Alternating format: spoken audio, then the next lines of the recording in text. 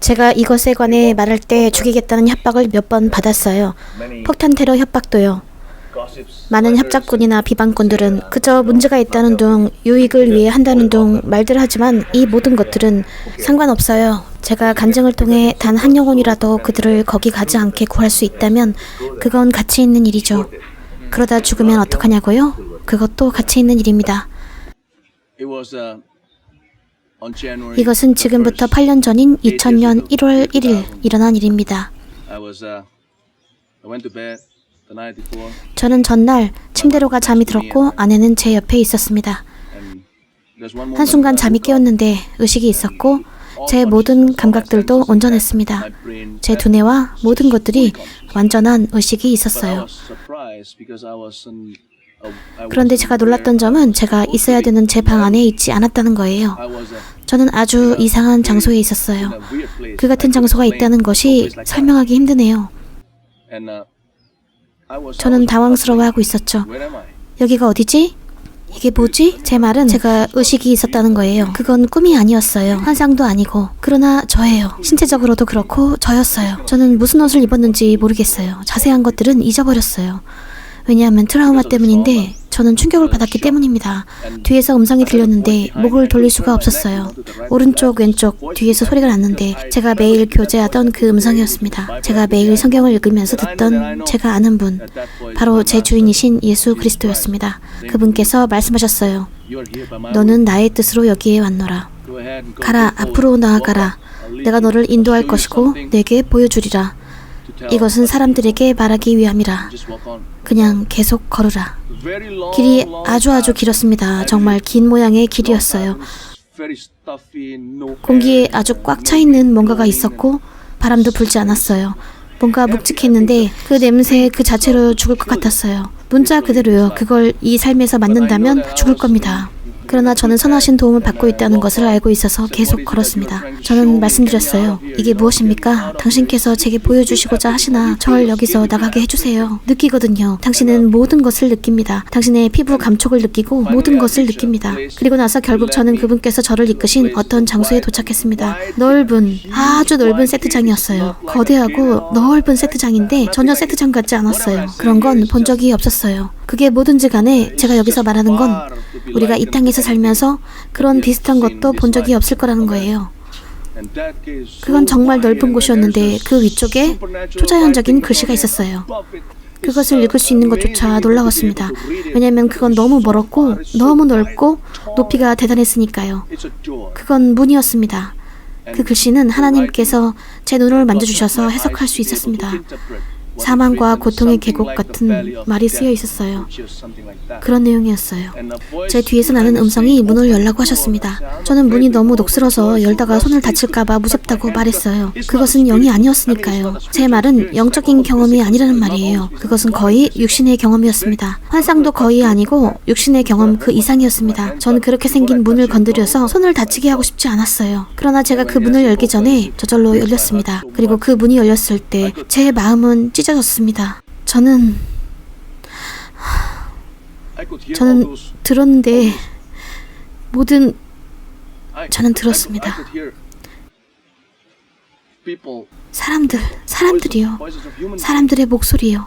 도움을 요청하는 울부짖는 소리들, 모든 것을 저주하는 소리, 욕하는 소리, 너무 많은 사람들이라서 더 이상 명확하지 않았어요. 이가는 소리들, 그 열기, 암흑이 등장했는데 그건 빛이 없는 그런 어둠이 아니라 이것이 바로 암흑이 어떤 힘이었어요.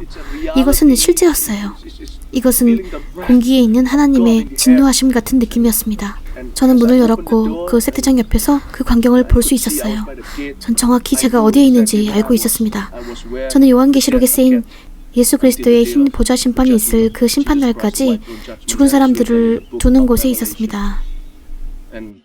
제가 어떤 걸 더 보기 전 저는 아주 멀리 볼 수 있었는데요. 사람의 눈으로는 미칠 수 없을 만큼의 아주 먼 곳을 볼 수 있었는데 예수님 덕분에 그분의 능력으로 저는 아주 멀리 볼 수 있었는데 끝없는 무한이 있었습니다. 제 앞에 그 방향은 정말 무한한 곳이었고 저는 연기가 피어오르는 것을 볼 수 있었어요. 그것은 마치 불의 이글거림이 있는 것 같았어요. 그 불의 끝부분을 볼 수 없었지만 그 계곡은 확실히 아주 깊었습니다. 그 못의 깊이는 얼마나 깊은지 그것은 틀림없이 불못 같은 그런 것이었어요. 그 못은 굉장히 거대했습니다. 저는 오직 연기가 피어오르는 것만 볼 수 있었어요. 저는 불못 주위에 수많은 횃불들이 있는 것을 보았는데 그것을 보니 요한계시록에 쓰여진 말씀이 생각났습니다. 예수 그리스도의 흰 보좌 심판 때 마귀들과 죄 가운데 죽은 자들이 불못에 던져진다는 말씀이요. 그래서 저는 알고 있었어요. 제가 서 있는 곳이 사망의 문 옆이라는 것을요. 저는 거기에서 수백만 명을 보았는데 오직 하나님만이 그 수를 아실 겁니다. 많았어요. 믿으세요. 확실히 교회 다니는 사람들보다 훨씬 더 많아요. 그리고 저는 사람들이 제 하고 싶은 대로 하는 마귀의 영들에게 고문받고 있는 것을 보았습니다. 그들도 언도를 받을 운명이지만 아직 심판받지 않고 아직 결박되지도 않았어요. 그들은 아직 불못에 던져지지도 않아서 이 죽은 사람들을 고문하고 있었어요. 제 말을 믿으세요.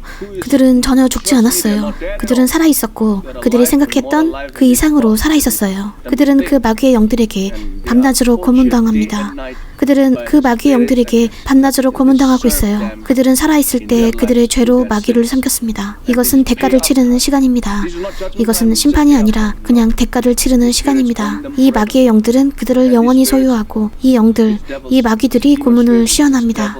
죄 가운데서 멸망한 이 모든 저주받은 죽은 자들은 마귀와 같이 불못에 던져질 것입니다. 저는 거기서 모든 종류의 고문들을 볼 수 있었습니다. 사람들은 이 땅에서의 그들의 죄에 따라 고문을 받습니다.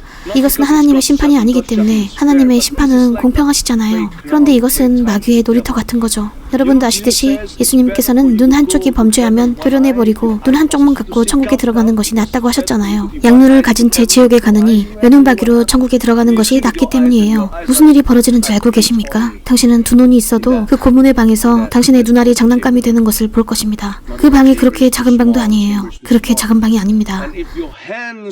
당신의 손이 당신으로 범죄케 하면 당신은 그냥 그것을 잘라내세요. 두 팔보다 한 팔로 천국에 들어가는 것이 낫습니다. 저는 모든 종류의 고문들을 보았습니다. 사람들은 하나님, 자비를 베푸소서. 제가 했던 일은 그저 자비를 베푸소서 주여, 자비를 베푸소서라고 말하는 것뿐이었습니다. 그 모든 것을 목격하면서 저는 거의 죽을 뻔했지만 죽지 않았습니다. 하나님께서 힘을 주셨기 때문이에요. 만약 하나님의 능력이 없었다면 저는 수면 중에 죽었을 것이고 사람들은 제가 심장마비나 그런 걸로 죽었다고 생각했을 겁니다. 네. 그 경험 후에 저는 아침에 일어났는데 온몸이 아팠어요. 그것을 생각만 해도 거의 매일 저는 구토를 했습니다. 그것이 너무 트라우마가 되었어요. 특히 사람들이 물으면 제가 그 이야기를 말하기 때문에 그것이 계속 반복해서 저를 죽이는 것 같습니다. 그 뒤로 9개월 후 저는 첫 번째 부흥 집회를 했습니다. 그것은 하나님과 많은 흥정을 한 뒤였죠. 하나님이 제게 말씀하셨습니다. 성령께서 제게 부흥 집회를 해서 제가 말씀드린 간증을 하라고 강권하셨습니다. 저는 하고 싶지 않았어요. 할 수 있을 거라 생각도 못했고요.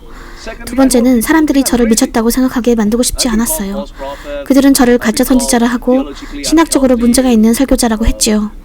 뭐라 부르든 간에요. 주님, 저를 사랑하신다면 이 일을 하지 마소서. 저를 그곳으로 데려가신 것은 심히 잘못하셨어요. 이 사람을 데려가시지 그러셨나요? 이 사람도 있고 저 사람도 있는데 왜 저를 데려가신 겁니까? 그리고 저는 어쨌든 그 일을 맡았고 부흥 집회에서 아주 간단하게 말했습니다. 많은 사람들이 있었는데 앞으로 달려왔어요. 예수님의 말씀을 받기 위해서요. 저는 이런 식으로 하지 않았어요. 예수님의 말씀을 받고 싶은 사람은 누구든지 눈 감고 머리를 숙이세요. 그거에 문제는 없지만 전 그렇게 하지 않았어요. 왜냐하면 긴급함 때문이에요. 여러분 아십니까? 복음을 설교하는 것은 응급 상황입니다. 긴급 상황이에요. 이와 같은 상황은 없어요. 이것은 농담이 아닙니다. 이것은 조작도 아니고 사업도 아니에요. 제발요. 이건 그런 게 아니에요. 저는 더 이상 신경 쓰지 않아요. 전 주님께 순종합니다. 사람들이 절 죽일 거라는데 제가 죽는 한이 있어도요. 사람들이 절 싫어해도요. 특히 여기 인도네시아에서요. 제가 만일 다시 죽는다면, 그러나 만약 한 사람을 그곳에 가지 못하게 구할 수 있다면, 제가 아니라 그리스도께서 제 간증을 통해 구하실 수 있다면 하나님의 말씀을 통해서요. 그러면 그것으로 된 겁니다. 사람들이 그냥 앞쪽으로 달려와서 예수님의 말씀을 받았는데요. 그때 저는 2층에 저쪽에 대략 7명쯤 되는 청년들이 제 설교를 듣고 있는 것을 보았습니다. 그들은 제가 이 간증을 나누며 재단 쪽으로 나아오라고 부르고 있었을 때 서로 농담을 하고 있었습니다. 사람들은 순식간에 앞쪽으로 그냥 나아왔습니다. 저는 많은 시간이 없었는데 그 7명이 서로 농담하고 겉보기에 제 간증을 조롱하는 것 같았습니다. 저는 그런 것들이 개인적인 것이라 여겨지지 않아요. 그들이 거부하는 것은 제가 아니니까요. 갑자기 저는 첫 번째 환상을 보았는데 그 부흥 집회에 있던 그 7명이 다 같이 손잡고 불못으로 점프하는 환상이었습니다. 그것이 제 마음을 찢었습니다. 그 3일야 동안 수천 명의 사람들이 그리스도께 나아왔지만 3일 야간 부흥 집회였습니다. 그러나 저는 여전히 제 마음을 치유할 수 없습니다. 저는 그 7명이 그들의 마음을 강팍하게 했음을 알았습니다. 저는 그들이 다른 어떤 부흥 집회를 가거나 그들의 친구들이 다른 어떤 증언 노력을 기울일 거라 생각지 않습니다. 그들이 확실히 강팍한 것을 듣는다면 그들은 변화할 수 없습니다. 그들은 전혀 변하지 않을 것입니다. 서양 사람들은 어떨까요?